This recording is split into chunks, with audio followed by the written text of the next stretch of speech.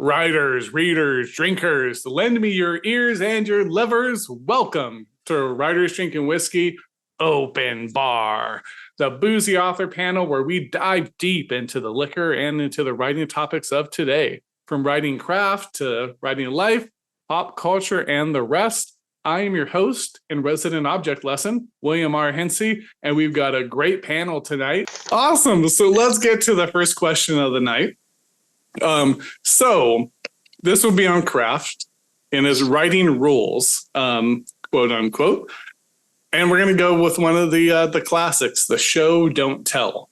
So what does show don't tell mean? Should writers heed it? And is there reasons to not heed it, to ignore it and move on? So, Dan, maybe we can start with you and then we'll just move on through. Yeah, I mean, generally I agree with that. And you may have show don't tell. I take that as meaning, use imagery, use setting, character description, all those things at a writer's disposal, plot, as opposed to just spinning out narrative exposition. Get to the core of what you want to say beneath the surface, rather than having it all hang out on the surface. And I think generally that's a good idea. And as you may have noticed, I'm someone who tends to over talk things when I answer these questions, go on a bit long. But so I am, garrulous. And as a writer, when I sit down, I tend to have that same issue, overwrite. But that's part of my process is kind of getting it out there, and then trying to go back and edit.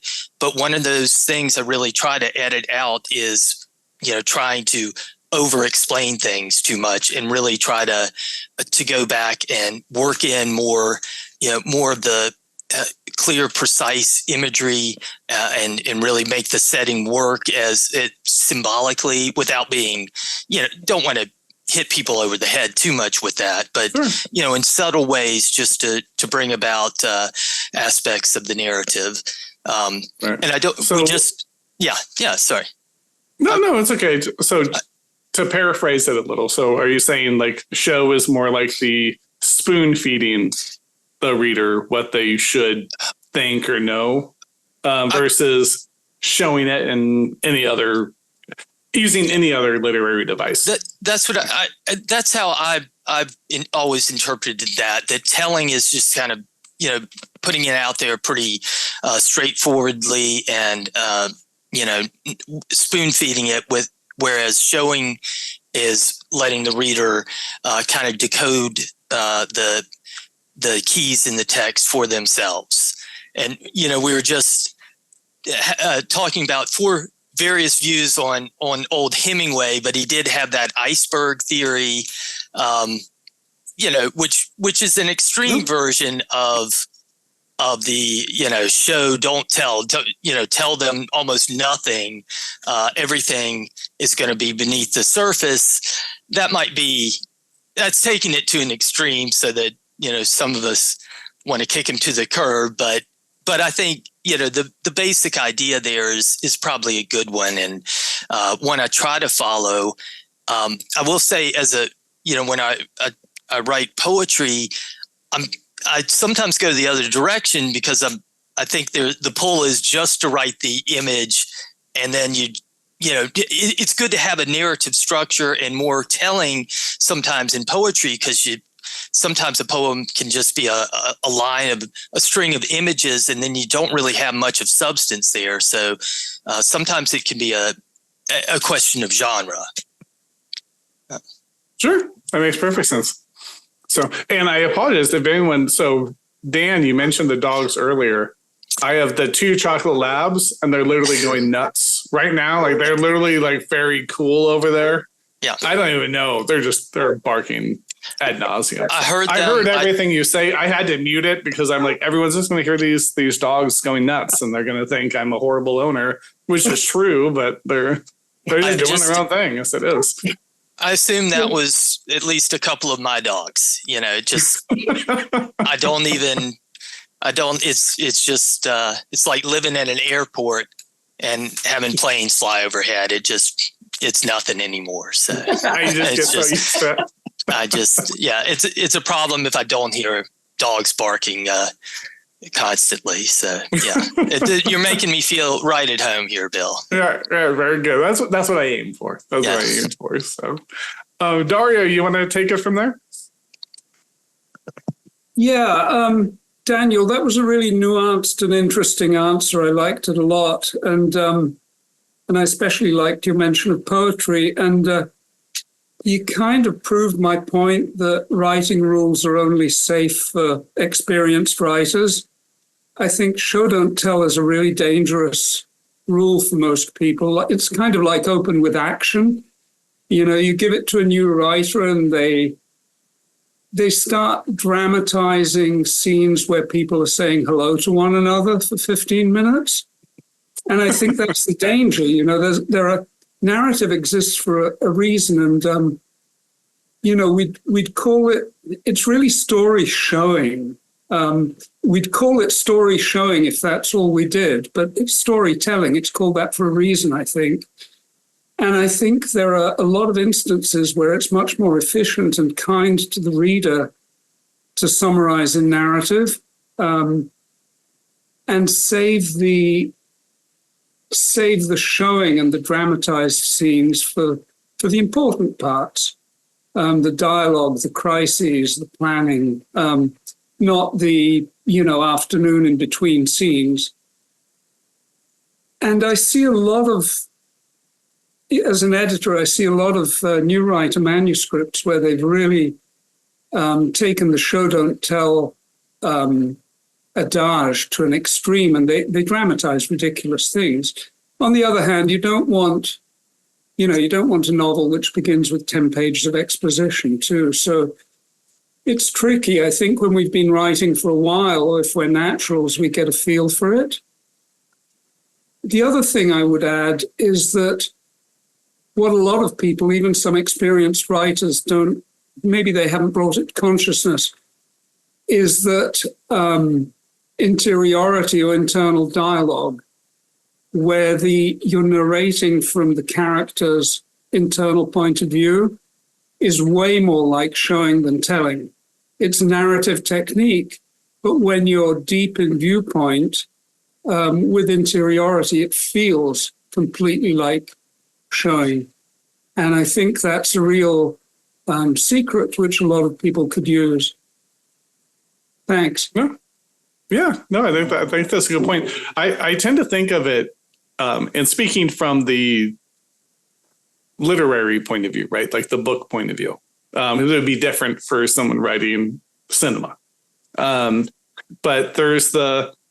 I tend to think show don't tell gets lumped into dramatize versus narrate. So, and if you're saying dramatize, like you don't need to dramatize everything. Sometimes like narrate is a tool an author can use. So saying, hey, so-and-so likes to brush his teeth at night using Colgate. Tonight they use something different. You don't necessarily need to go back and show that 3 scenes ago that they were using Colgate and now they're using X, right? Like some of that can be a narration, and that's information management is something authors are doing all the time, right? Like we're managing, like how much information do I give you? What do you need? What makes sense? Absolutely. So I think that's an important point. As a final comment on that, I'd like to add that voice is key. It doesn't matter how much you're telling. If the narrative voice is on, you can get away with murder. So true. Thanks for that, Artist. Matt, maybe we can move on over to you. Yeah, everything is, I'm learning a lot just from this discussion, because you sometimes, as a writer who's been doing it for a while now, you kind of stop thinking about it. Like Dario says, you kind of get a feel. It's kind of like dancing, right? Everything with writing is such a delicate dance. you've got so many issues you're working with dialogue, characterization, setting, plot. There's all these big elements, and then you're having to kind of weave them all together all the time in a way that makes sense. And the same thing goes with show, don't tell. It should really be show and tell, is kind of how I think about it, because you really have to do both, and you have to do them both often and well. Because in stories, a lot of it is blocking and moving characters and making it just so the reader has a very easy time. Whenever I work with younger writers or people who are beginning, I'm always confused. And confusion leads to people putting a book down.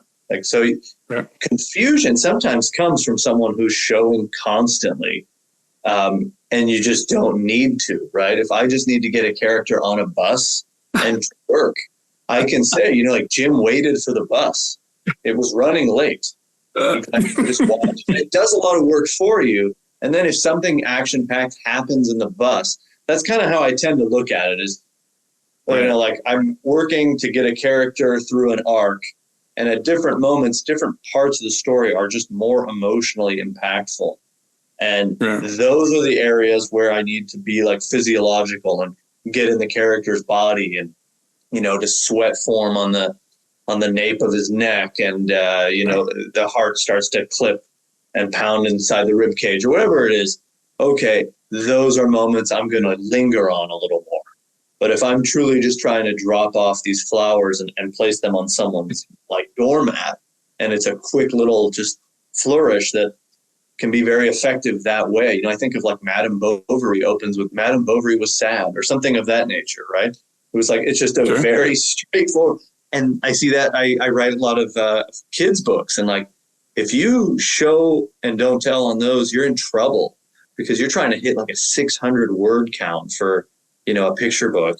And if you start... And an audience that may need to be told sometimes. And an audience, I'm writing one right now about a number, and it's a very weird story. I won't get into it, but it's very easy. You have to kind of simplify it and get to it right away with 2-3 sentences, That's why Once Upon a Time was such a big line with children's books. It just does a lot of heavy lifting for you.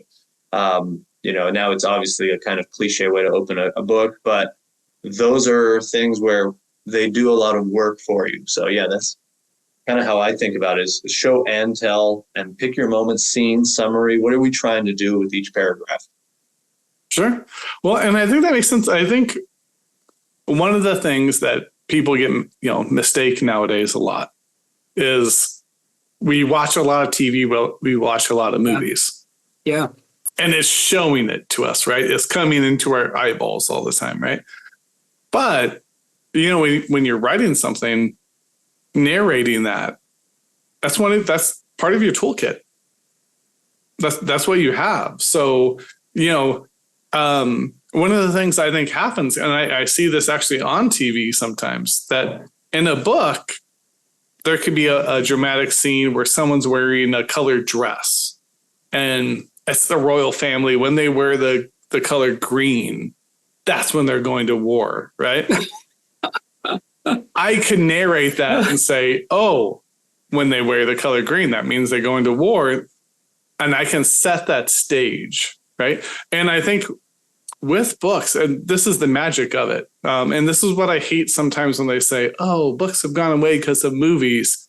I don't always think that's true. I think books have somewhat subsided to movies because maybe attention span, but also maybe we haven't been writing the greatest books. I think there's a reason we keep reading Mark Twain. I mentioned a bunch of writers when we started, Mary Shelley, Ernest Hemingway, that we read still. Maybe we're, as writers, not doing as good as we could have. But you can narrate that. You can say, hey, this is the green is their color of war. But then if you're doing that in a movie, well, you don't get to narrate it. And what happens when people try to take that to literature is now they feel like, I need to have a character say that, right? I need a character do that. I need some action to display that. But it's not, you're forgoing one of your gifts. You're forgoing one of your tools. right? I always look at it as tool. Like my kids always get annoyed with me because I would always say words. Like I don't have any cuss words. I don't like. There's no like. Don't say that, right? And they all like literally joke with me because I say words are tools. Use the right ones for the job. So if every day you come home and it's just F-bombs, I'm like, you're just hitting me with a hammer all the time. That's not the right tool. Like there's other things going on. You may need, a drill. You may need, whatever. I'm not also in construction, as you can see, as I felt like I knew hammer and drill and I fell apart. But, I'm going to kind of come back to interiority there. And, one of the reasons I'm finding writing really hard at the moment is because I do a lot of editing. So I think quite analytically about what we're doing. And Matt hit on this. Sometimes I think it's easy to forget the distinction between authorial narrative and narrative in character or interiority. There's an awful lot of people on that page.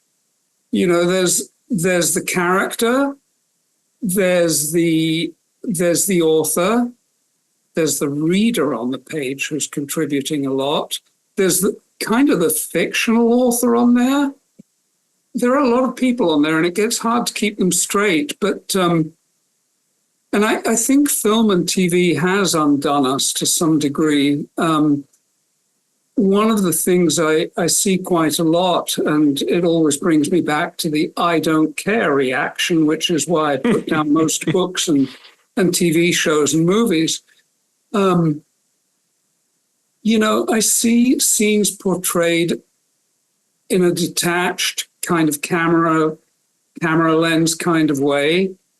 And I want that visceral interiority. I'm very much modernist in that. I want to feel what the character's feeling. Give me the gut. Don't just show me what's going on. That doesn't involve me. And I think that's something that, of course, in film, you've got a director and you've got actors, who are probably a lot more skilled than a lot of authors at showing. Right. But that's a great point, actually, because with social media and everything that happens now, right? So I think like there's a detachment, right? It's like, oh, you see something happening and you see everyone grab their phones, right? Wow, or the phone, just recording this, and I'm not related to it, right? Until the bomb explodes and it catches me, right? Like there's that. But there's a real detachment to where the world is just shown, right? And it's just whatever you see with your eyeballs. And I think as writers, we do readers a disservice if we leave it at that, right? Social media is there. You don't need to compete with it, but you know what I mean? Like movies are there. You don't need to compete with that. There's certain rewards to a book, and you need to express those, like dig into those. Like what are the things from like that someone gets from a book that they're not going to get from the Great Gatsby is a great example. They've tried to remake it. I should say adapt it. It's never worked. It's a great book. You read it. It's very short. Like anyone hasn't read it, it's a very easy book to read.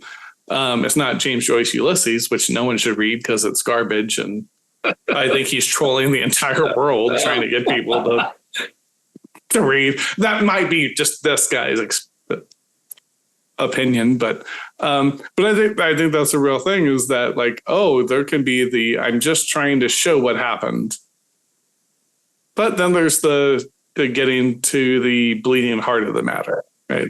What had actually happened to those people there. I think that's important. I also think that generally telling can be a place where you flex some of your like writing like muscle. Oh yeah. Right. Yeah. So it's like, oh, I want it like, so Tolkien did this a ton. Like, and I actually struggled with Tolkien, some of the Lord of the Rings, because he gets very into it. And sometimes I do get like the mountains. I'm like, it's a little too much. But when that's important, when setting that stage is important, to get the actors out there that are now going to say the things and do the actions. That can be really important. And that can be a point where if you're a poet or if you're like a really talented writer, you can really set the stage. And that can be really enjoying to read, right? We love to read poetry. We love to read things and see things beautifully illustrated. So I always think like when they do that, it's like, no, don't waste everyone's time. Everything's information management, but all life in some ways is information management. But how do you get to that point to where it's, okay, I've set the stage. Now we're going to let Frodo and, the hobbits. I just blanked on their names. I know Frodo and hobbits and Gandalf. I know. No, you're right. Yeah, I think the same thing. It's kind of like when we say show, don't tell, it gives the impression a little bit that telling is super easy. And really, like, telling is a very difficult skill. So sometimes when I teach writing and we talk show, don't tell and that kind of thing, I will often have students grab a highlighter of 2 colors and we'll kind of look at where it's showing and where telling is and just highlight. And you go, oh, like, how do you tell? Because it's a skill that nobody teaches you how to do. There's just like this vague thing on the side of a paper when you're 10th grade, they say show, don't tell. And it seems like it's funny because show, don't tell is actually telling, right? It's like, you're telling me to, it's like, yes, exactly. It's like, we need to tell many times. So I said that once to my English teacher and she did not enjoy that in high school, but I was just trying to be funny. I did not mean it as a mean thing to her at all, but she was not pleased. Yep. Yeah, I love that. I actually have one of my, on the main shows, I have one of my, there's one English teacher I had in junior college that I always loved. Everyone else hated, but I always loved him. He's going to be on the show, but cool. He would appreciate that. I'll have to show him this. That's great. Mm-hmm. That is awesome. But I think of it too, right? Because they'll be like, don't start a scene with the weather. Yeah. Right? Because it's not a dark and stormy night, right? Because it's a cliche. Sure. And I get it. But then I think of the Grapes of Wrath, which to me, like, that's how when I think of the Great Depression and the Dust Bowl and everything. Yeah. That's how I relate it. This is from that scene Steinbeck painted from that book. Steinbeck painted. Yeah, and that's kind of starts with the Dust Bowl. Yeah, it's a little bit of a film thing too, like the establishing shot is something I think that is sometimes helpful to drop a reader into a story. Like starting stories with dialogue, sometimes I see that a lot, and I've done it sparingly, but it sometimes is a little weird. It's like sometimes 2 sentences before with, Jim entered the coffee shop and sat down next to me. I was looking for you outside. I'm already a little bit more at ease and less confused than if you start there, like just with, sometimes they always, people start with dialogue or they try to take that all the way. I'm okay with a sentence of weather, if it helps kind of start that establishing shot, because we're really coming in and immersing ourselves into a world. Yeah. So all writing rules are like interesting start points. And I think they're valid in some regard, but it's always like dangerous to follow. I don't know one writer who follows them. That's exactly right. And that, Neil Gaiman's Rule 8, that's what he says in Rule 8. Neil Gaiman's Rule 8 says, when it comes to writing, I don't think there are any rules, at least none that matter. Mm-hmm. And that's true. It's, I don't think anybody knows how a book gets written. And some people, we come to the craft with different degrees of ability and understanding, but so we need some kind of guidelines, but not a lot, and some of them are dangerous. Open with action. And I'm not going to go off onto a long sidebar, but it's incredibly dangerous, especially in the hands of young males writing fantasy. Mm-hmm. Sure. Yeah. Open with action and never close. Yeah. action. Yeah. Yeah. And the book is 6,000 pages long. Of course. And I still don't care about the character. No, yeah, and you don't care because you don't know anything. Yeah, you actually never went inside the human soul, Yeah. Fighting a dragon, but you don't know who's fighting the dragon. And I hear you. Absolutely. Yeah. No, I think that's great. I think there's also there's two scenes in every book, and maybe I'm simplifying, but there's the physical scene, and then there's the emotional setting, right? So we have two settings. This is physically where this is happening. This is emotionally where it's happening. And when you start a story of any kind without one of those, it does leave the reader. Like, so you start with dialogue. I'm always starting with dialogue. I always start with action. That might be okay, but that dialogue or action actually needs to start setting that, because otherwise I don't know where I am. I'm not buoyed. I'm lost. So I think that's a great way. And I love how you described it, Dario, with the interiority, right? There's to me, that's the emotional setting, like what's happening.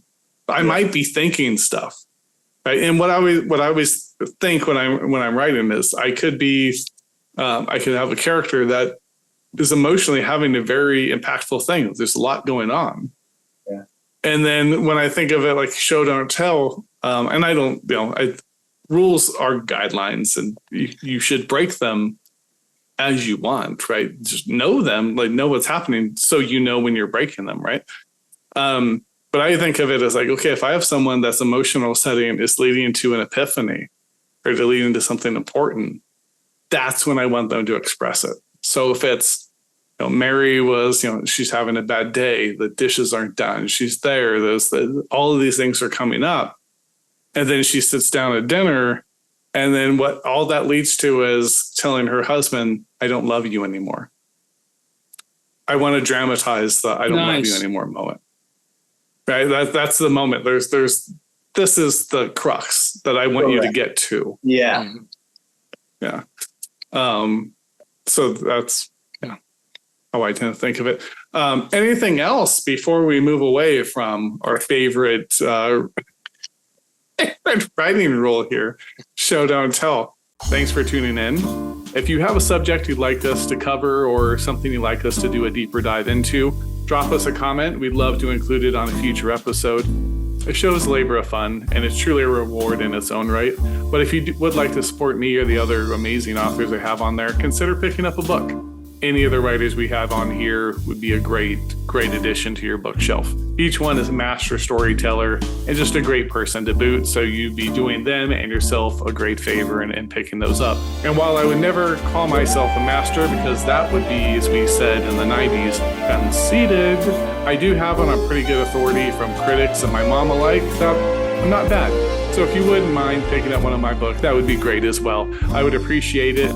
Thanks again for watching, and thanks to my great panel of guests for coming on and spending this time with us. Cheers.